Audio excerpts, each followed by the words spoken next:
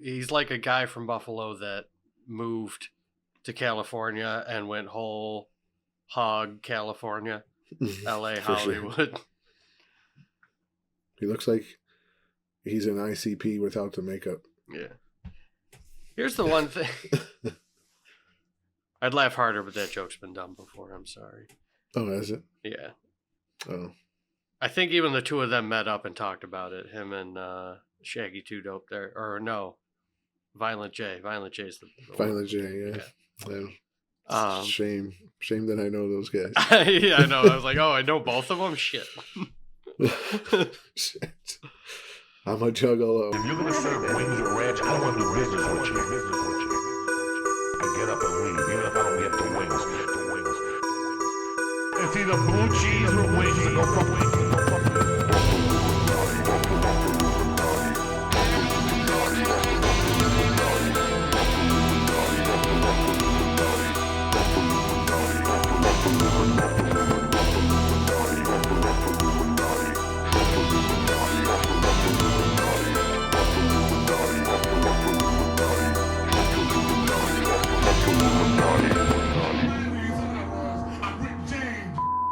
That's right, never mind who you thought it was. This is the Buffalluminati Podcast, your keeper of Buffalo secrets. We got a great episode for you today, but first, make sure you hit that like and subscribe button. I'm your host, Jake, and joining me, as always, is my co-host, Jeff. Jeff, what it do? Yes, sir, my brother. It's all peace, love, and taco grease over here on this episode, because, you know, we're talking about our guy.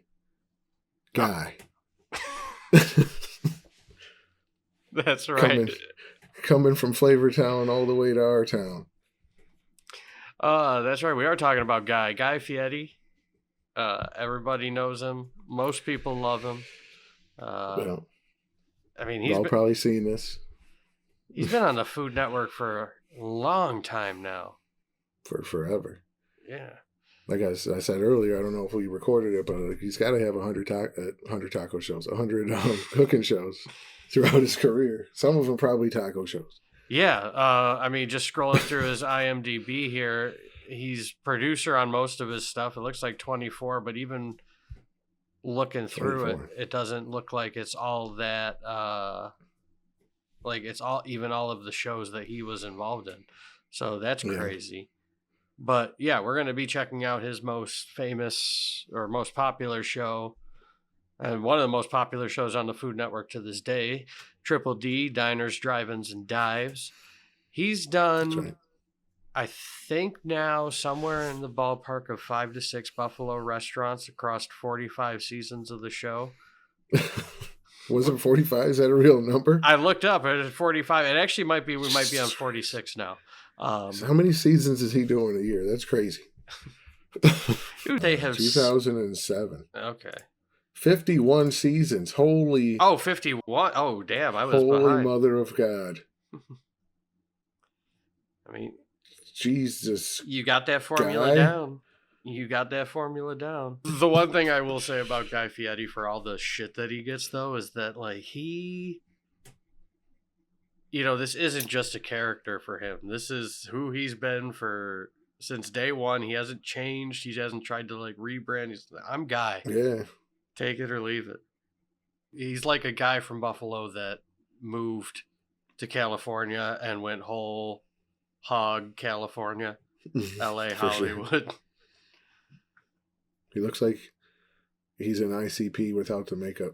Yeah. Here's the one thing. I'd laugh harder, but that joke's been done before. I'm sorry. Oh, has it? Yeah. Oh. I think even the two of them met up and talked about it. Him and Shaggy 2 Dope there. Or no. Violent J. Violent J's the Violent J, yeah. Shame that I know those guys. Yeah, I know. I was like, oh, I know both of them? Shit. Shit. I'm a juggalo. So here I am, Buffalo, New York, about 5 miles northeast of Lake Erie, at a joint that was once a diner, and then changed into a Chinese restaurant, well, then transplanted from Pennsylvania, and then turned back into a diner. And guess what? That's not even the amazing part. These guys they're curing their own ham, they're corning their own beef, and they're smoking their own bacon. This is Lake Effect Diner. So, obviously, Lake Effect Diner's been around for a long time. But what I didn't know that history about it, that it was in Pennsylvania and then transplanted here, and it was also a Chinese restaurant and a diner at one point. Can we bring that back? Life. That would be, that'd be my favorite place.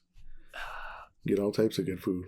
Well, I don't think it was those at the same time. I think it was, he said it was a diner, then it transformed into a Chinese restaurant, then it moved here, and then back into a diner. Well, that's disappointing. If it was double duty, yeah, that would be... The way you said it sounded like they were pulling double duty. That would be a great place to go. Did we just come up with our next business venture? Wait, man. I've been saying for years, man, you open a 24-hour Chinese food place. With a diner? That's $1 million idea on its own. Now you put a diner in there. Don't steal our stuff. Don't steal our ideas. It's obviously copyrighted. Do this. Yeah. And it's gonna work out. I'm gonna buy out the Lake Effect Diner and just be like, we're gonna pay homage to both histories. Or just let us get in. We'll invest. You let us get part of the restaurant for the Chinese food. Yeah. Boom. Don't know how to cook a lick of Chinese. I mean, I can fry rice. I would not. Uncle Roger would do videos on me and trash it. Hiya. Pulled pork, the real deal. Red-eye gravy going down. Pulled pork looks good. Barbecue meatloaf, an upscale version of the barbecue old classic. meatloaf. Blueberry pancakes. You can really taste the difference. Are there Jeff, do you not know what a diner is? I mean, I'm pretty basic. I usually either get like the breakfast or like, if I'm feeling wild, I get like an omelet. Yeah. I mean, that's what a diner is.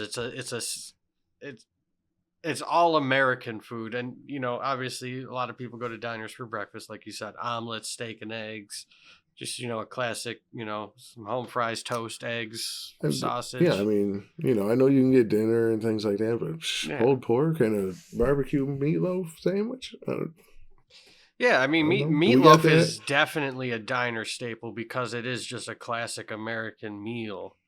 That's why they do hamburgers, chicken fingers. I'm sure this place probably does wings because we're in Buffalo or whatever, but you can get a mean beef on wick there too, because it's straight, which is why the Chinese American restaurant would be such a, you could have it both ways. You get a meatloaf sandwich and some General Tso's chicken. Are there a lot of diners in Buffalo? Not too many. Not like this. A 50s legacy 2 sunshines in a glass. that Tucker Curtin Italian sausage. and his wife Erin brought back to life. Table 24. We went looking for the diner car, and we were able to resurrect it and put it back into service again. Now this joint is smoking for real. Ready to rock and roll. Everything from turkey to bacon Oh, it's so good. to ham. That's where the quality's coming from. Why you can get a dope meatloaf. Smoked meatloaf is and then with everything else, if they're smoking it in house, are you kidding me? Like, that is true. Now, most diners aren't doing that, and you don't have to. Diners are great, but but to put that level, and that's why it's a next level. That's why it gets on a barbecue place like, meatloaf. Yeah, I get it now. I see what they're doing over here at Lake Effect. Yeah, all right. We see you. I also just can't get over how clean these kitchens are. Like, obviously, I did notice that health codes and everything, but on these shows, these kitchens they look brand new, and it's because obviously the TV crew's coming in, but they deep clean the heck out of it. I would just love to see what it looks like on a random Tuesday. Yeah, I don't even care. I'm not one of those people. I'll look at it, but I know it's going to be dirty, hey. But honestly, with diners in particular, you do kind of want the greasy spoon that's not necessarily, you don't want it to be so dirty that you're going to get sick, but you want it to have a little patina in the kitchen, have some seasoning on that flat top from the years of bacon and ham and all of that, Yeah, I don't want no mold or anything, but some seasoning on that bad boy. I don't think on Triple D yet we've seen anybody make a ham. This is old school curing. We'll start with our brine. Just the sunglasses on the back of the head. The sunglasses on the back of the head. It's just, come on. It's so he can see his enemies coming, bro. You got to have eyes in the back of your head. He's like, I don't know why people don't like me, why people make fun of me so much. You don't think the mayor of Flavortown has enemies? You got to have eyes in the back of your head. He sure does. Not me though. So you gotta be able to see those haters coming, Jeff. From all angles. Light brown sugar, made right here in Buffalo, New York. Maple syrup. Where do we get that? What company is that? We got to plug them and start buying their stuff. When he said the mustard, I think it's got to be Weber's. Weber's I thought mustard. it was the brown sugar. Oh, did he say brown sugar? Hold on, I thought he said the mustard. U.S. Sugar Company LLC in Buffalo, New York. Nice. Is that like a subsidiary of General Mills, or? I had no idea. Yeah. Look at us. Wow. Sugars are starting to caramelize up on them. Look at this. Just take a little looky-loo at that. Imagine pulling up to the diner and look at Guy's face there. Imagine pulling up to that diner. He's pulling that stuff out. Yeah. Hold up now. He's like, wait, is there an op behind me? I can't see because my sunglasses. I put my.